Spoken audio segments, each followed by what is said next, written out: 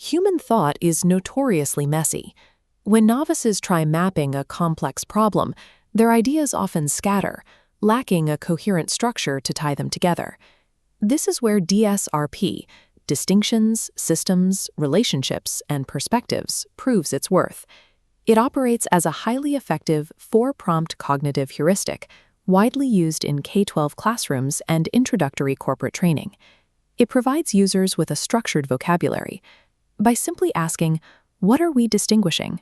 or "Whose perspective are we taking?" it allows people to make basic mental boundary judgments and connections they might otherwise perform unreflectively.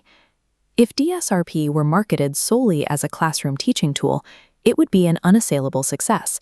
There would be nothing to argue about, and no need for academic critique. But the claims did not stop at the classroom door. In 2008, DSRP was introduced modestly, categorized simply as a set of cognitive processing rules underlying systems thinking. By 2015, the framework had expanded. It was elevated into a universal theory, claiming to govern 6 distinct types of human thinking, from critical and creative to scientific and pro-social. And by 2025, with the publication of O-Theory, DSRP was declared the universal mathematical code of both the human mind and physical nature itself. The creators explicitly claim that an atom, or a blood cell, has a unique perspective that exists in material reality. But perspective requires a point of observation and the cognitive capacity to respond. An atom interacts according to physical laws, regardless of whether anything is looking. Equating a cognitive prompt with physical reality commits a severe category error. It projects mental models onto nature and then announces that nature contains those exact models, a regression into pre-Kantian naive realism. Claiming a pedagogical scaffold is the physical universe is exactly where DSRP severs its ties with the rigorous traditions of actual system science. System science is not primarily about organizing thoughts. It is the formal study of how organized complexity behaves in the real world, and the mathematics governing its regulation. DSRP describes relationships simply as action and reaction. This is a model of linear Newtonian causality, billiard balls striking one another. The actual foundation of the discipline looks quite different.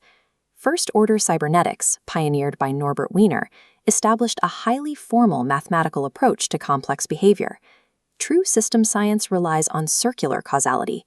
Instead of one isolated strike, effects feed back into their causes.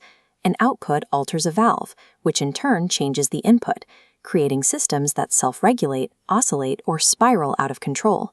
It relies on formal principles like WK, Ross-Ashby's law of requisite variety, which proves mathematically that a regulator must match the complexity of the environment it faces, or it will fail. DSRP lacks these structural mechanics entirely, because it offers no feedback loops, no variety calculations, and no theory of emergence. It lacks the capacity to diagnose or regulate a complex system. Observing systems from the outside worked beautifully for engineering, but it failed when applied to human social systems, because humans do not just react to stimuli, they adapt to their own expectations and reflect on their situations. Recognizing this limitation, pioneers at the Macy conferences, including Margaret Mead, drove a rigorous methodological pivot towards second-order cybernetics, bringing the human element sharply into focus. The core insight of this pivot was that the observer does not stand outside the system. The observer is constitutive of the observation itself.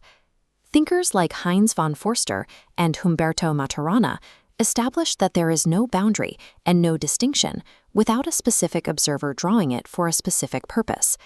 A framework claiming its categories are objective features of nature directly repudiates the most foundational epistemological commitment of the systems tradition it claims to represent. DSRP goes as far as claiming its categories are natural kinds, observer-independent properties of the universe, exactly like gravity or the melting point of gold. To see why this fails, consider again the claim that an atom has a perspective.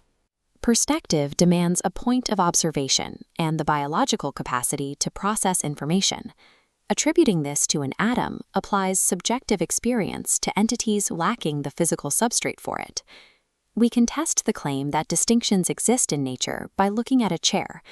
To a termite, the only relevant distinction is edible versus inedible cellulose. To a physicist, it's a cluster of atoms, blurring the boundary between the chair and floor. Yet O-theory's law of oneness claims that the human mind mathematically converges to perfectly mirror physical reality. The chair only exists as a distinct entity in the mind of the human observer. Mistaking the map for the territory is not a bold new theory, it is a centuries-old philosophical failure. How does a theory that violates basic epistemology achieve publication and then declare itself the most empirically validated framework in its field? The answer lies in the institutional mechanics. These claims were published in a journal owned by the authors themselves, operating under a strict no-rejection policy, and validated through circular self-citation. Applying a cybernetic analysis to this publishing environment reveals a system totally devoid of external perturbation or requisite variety. Without the capacity for external error correction, the framework has insulated itself into an intellectual hall of mirrors. The consensus among critical systems traditions is clear. Systems are not physical realities waiting to be discovered. They are intellectual constructs we use to structure inquiry and negotiate complex situations. Deciding where to draw the boundary of a system is a political and ethical act. It determines who benefits, whose expertise counts, and whose voices are marginalized or excluded entirely. DSRP strips away these ethical dimensions. It leaves you with nothing more than the mechanical questions you might ask before the actual systemic work begins. To properly categorize DSRP's role in the intellectual landscape, we need a point of comparison. DSRP operates exactly like the alphabet. It is a highly useful, strictly necessary prerequisite for organizing basic information. System science is literature. Knowing your letters does not give you the capacity for complex narrative structure, thematic depth, or ethical negotiation. We must respect teaching tools for what they actually are. Mistaking the cognitive scaffold for the physical universe destroys the very discipline it claims to teach.